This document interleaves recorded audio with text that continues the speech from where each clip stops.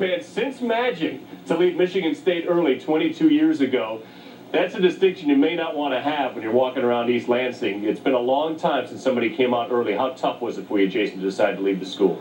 It was very tough to decide to leave school early. You didn't want to disappoint the fans, the coaches, and everybody that depended on you or just love you. And it was a hard decision for me to make to coming out to the NBA. Was it a distraction going through, especially once you guys got to the NCAA tournament and you get around that much media and they all want to know?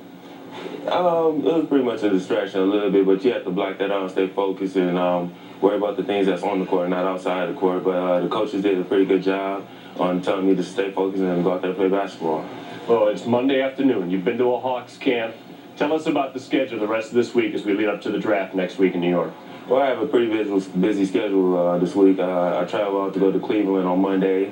Then on Tuesday, I go to New Jersey. Wednesday, I go to Chicago. Then I come back out here and I go to Golden State on Saturday. What are these things like when you get together with a team? You've been with Atlanta already. You go against a bunch of guys at your position, which is kind of a swing man, either a 2 or a 3 position. What's it like going up against these guys and trying to impress a team? It's pretty fun because you go out there and you just give it your all. You compete against everybody and you beat some great players. And everybody pretty much are good players that come to these camps. And you just go out there and you give 100% and do your best and try not to worry about, man, I'm doing this for a job now, and just go out there and stay focused. What doubts do you have when you weighed things pro and con to come out? What made you say maybe I should stay another year? Well, there's some things that made me want to say that was I need to improve a lot on my shooting and ball handling skills, but I think I did a pretty good job the last couple of summers of working on that, and it's getting better every day, and I keep on continuing working on it.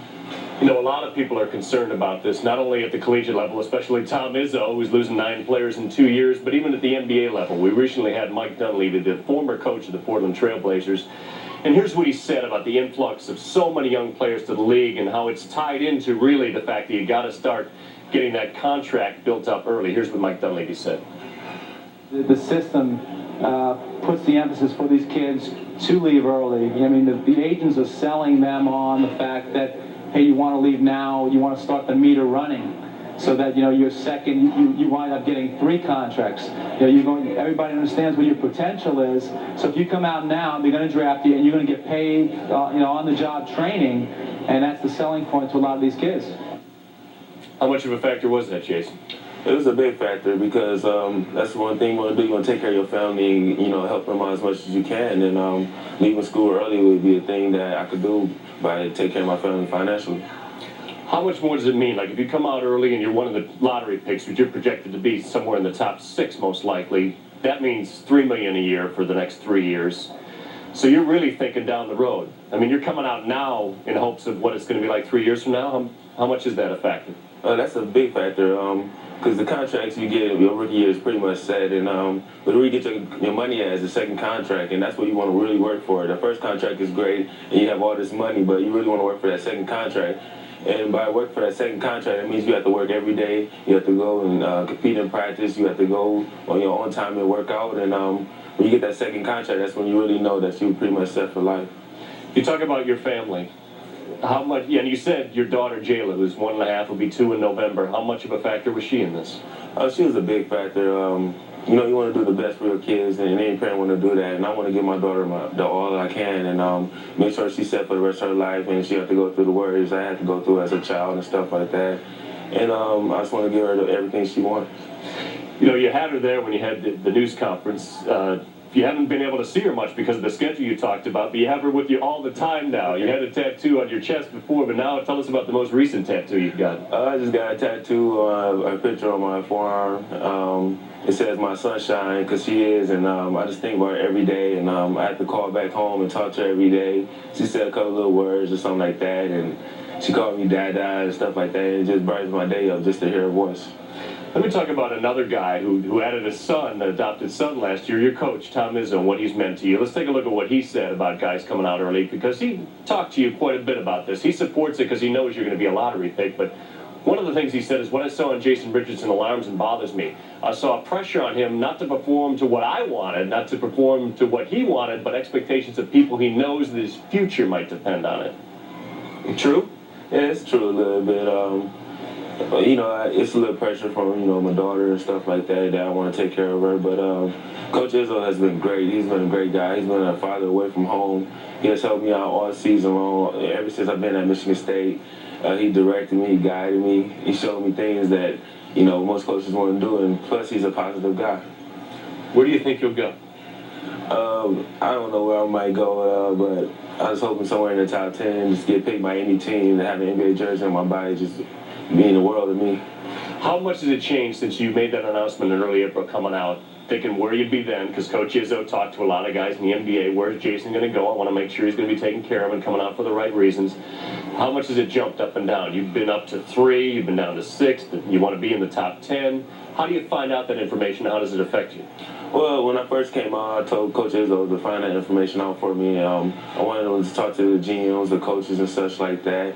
And he had found out some things that I'd be pretty much a top 10 pick. And he told me if I didn't come out, he would be mad at me. So I never ever thought a coach would say that to one of his players, and especially to lose one. So I decided with my mom and my uncle that that'd be the best thing to come out for me. And then from here on out, I've been hearing top 5 and then top 7. But it's still between the top 10 pick that Coach Izzo told me.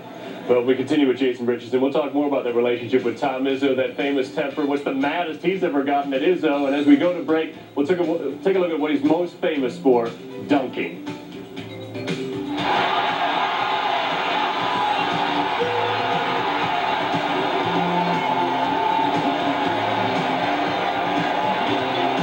About the first player to lead Michigan State early since Magic Johnson 22 years ago. Let's look at their numbers through 2 seasons with the Spartans.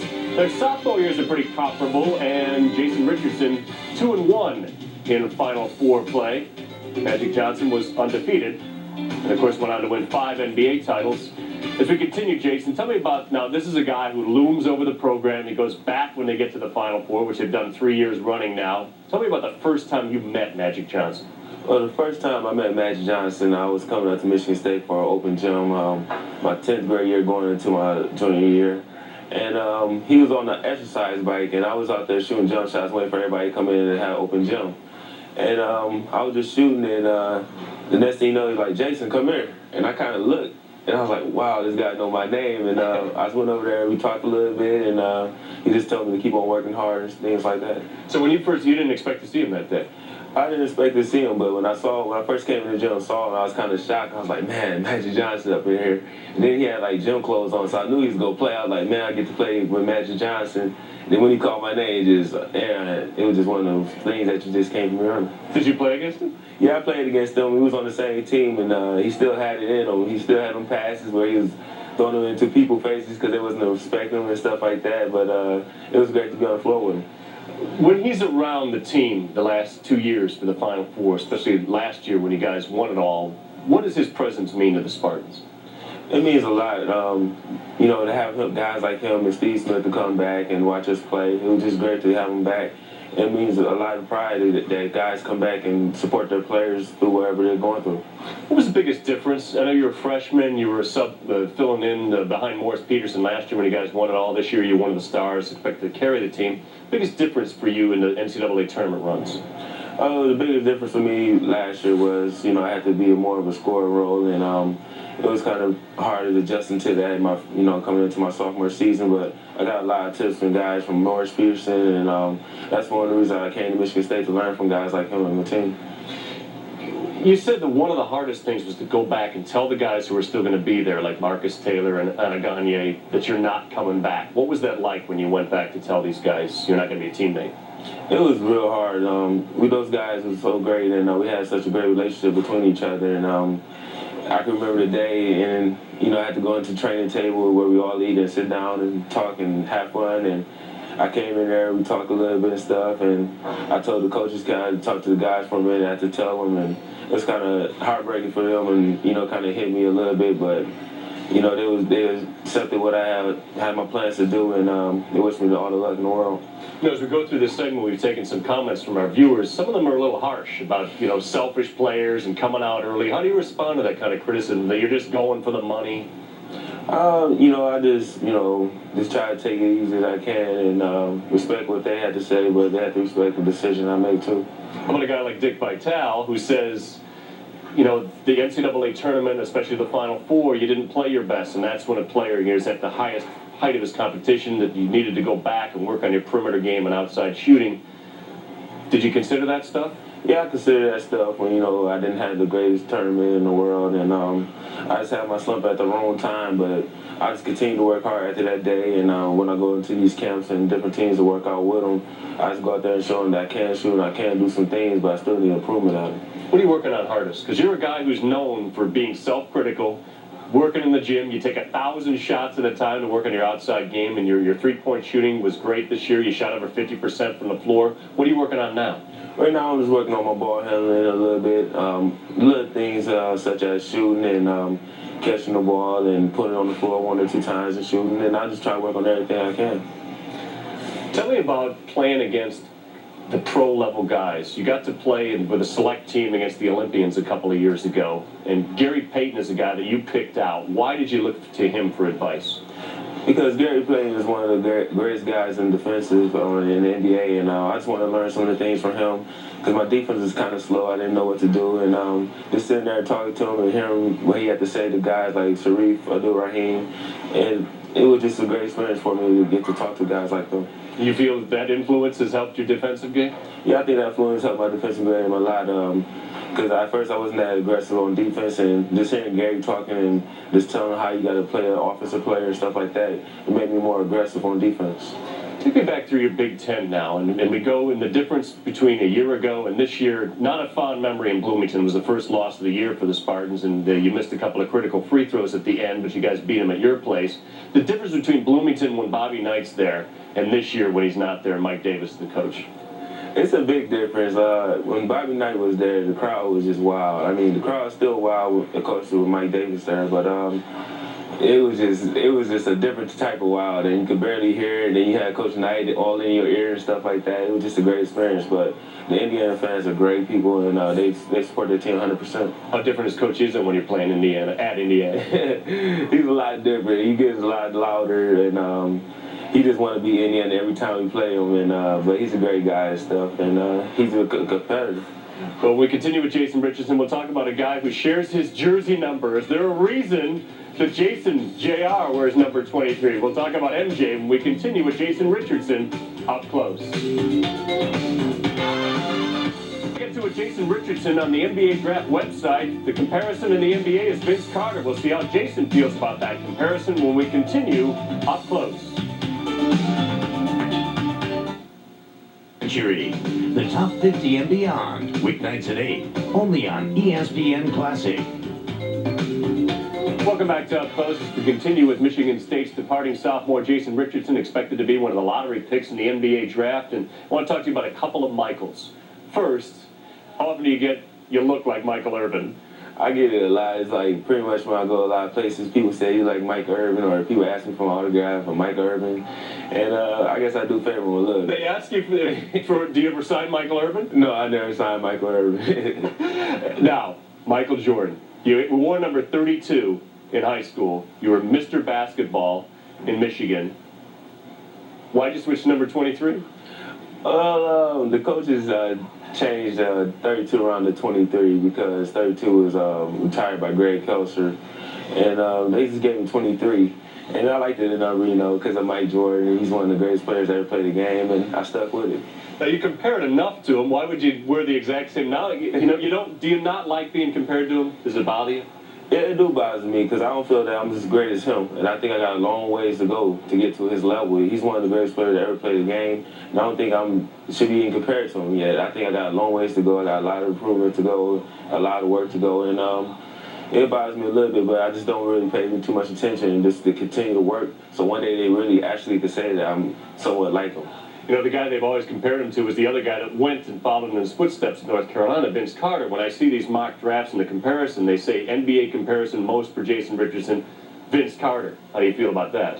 I feel that me and Vince is pretty much the same. We both athletic. We can do a lot of things. We both got great jumping ability, and I think that's a pretty much valuable comparison. And Vince getting to that level where he's becoming a great player. He's worked hard every day. You can see he improved with his shooting, and that's just like I want to be to improve every day on my game. When you look at the mock drafts, and I know you just try to see, you can't tell where you're going to go, who's going to pick you. You go and talk to these various teams, and you know how much they might want you. But how much is it a point of pride to get picked ahead of these high school kids? Will it hurt if the high school kid gets taken ahead of you? No, it won't hurt if a high school kid get picked ahead of me. I feel that those guys are great players. That's why they leave and be able to go to the NBA right out of high school. I won't feel hurt if one of those guys, or two, maybe three or even five of them get picked ahead of me. I'm not worried about that because I feel if you had the skills and the talent to go, that you could go, and I won't feel no disrespect for that. Well, much more to get to with Jason Richardson. We'll take your questions when we continue up close, including this master of dunking. What does he have in his future for dunks once he gets to the NBA level? ESPN.com. Log on to ESPN.com. You can take over the interview. Like these questions for Jason Richardson. Ilya in White Plains, New York wants to know, is winning the NBA Slam Dunk Contest something you aspire to, Jason? Oh, yeah, that's something I want to get involved in and participate in. I always thought about it when I was a little kid. I want to be in there one day. And I'm going to get in it when I get to the NBA. It's going to be pretty tough going against guys like Vince, but I'm going to have to pull some tricks out of my hat. Yeah, a lot of times the younger guys are the guys that fill in because Vince and the other players don't want to show up for that. It's the way to get in the NBA All-Star action. Brian Little in Hilton Head Island wants to know, how would you describe a perfect NBA rookie season for you? A perfect NBA rookie season for me is just going out there and giving my best shot at it, be a competitor, and just continue to work hard. You know, you have a couple of personal goals that you want to go out for. But mine is just to go out there and provide my team the best I can and try to help them win. You've been to Vancouver and Atlanta. You got all these visits coming up this week, ending with Golden State next week, and you're going to visit Chicago and New Jersey and Cleveland. Steve Francis, when he was drafted by Vancouver, refused to play there and forced a trade to Houston. How did you feel about Vancouver? I like Vancouver. It's a beautiful city. Unfortunately, that they had to move out and go to Memphis. But as far as any team draft me, I don't pretty much mind. It's whoever draft me, that's where I'm gonna go. I'm gonna be happy with it. I'm just happy to just get drafted by any team and in a few months have an NBA jersey on my body and look at the arena and say, "Wow, I'm finally here." A childhood dream. Does it matter to be close to home? I mean, you've been projected in some drafts to be lower in the draft, but to go to the Pistons in the top 10 still. It doesn't matter if I'm close to home or not. My family come out and see me once in a while. My daughter be able to come see me and stuff. So if I'm at home, it's cool. If I'm not, it's also cool. We just passed Father's Day yesterday. What was it like for you with your daughter 1.5, but your father left at 3? You've really never known him. Is Father's Day a mixed day for you? Yeah, Father's Day is a mixed day for me. I didn't have a father pretty much growing up besides my uncle, Brian Bourne, who's the father figure in my life. And but when Father's Days come, I'm pretty much like, without a father. But I called him and said I had Father's Day, and to my stepfather too. But then it's a great day for me because I'm a father and I'm very proud of my daughter and stuff like that. And it's just one of those days that you don't want to forget. You talk about Brian Bowen, your uncle, and how influential he's been in your decision making. How tough is it to decide on an agent? Your agent is Dan Fagan. How did you make that choice?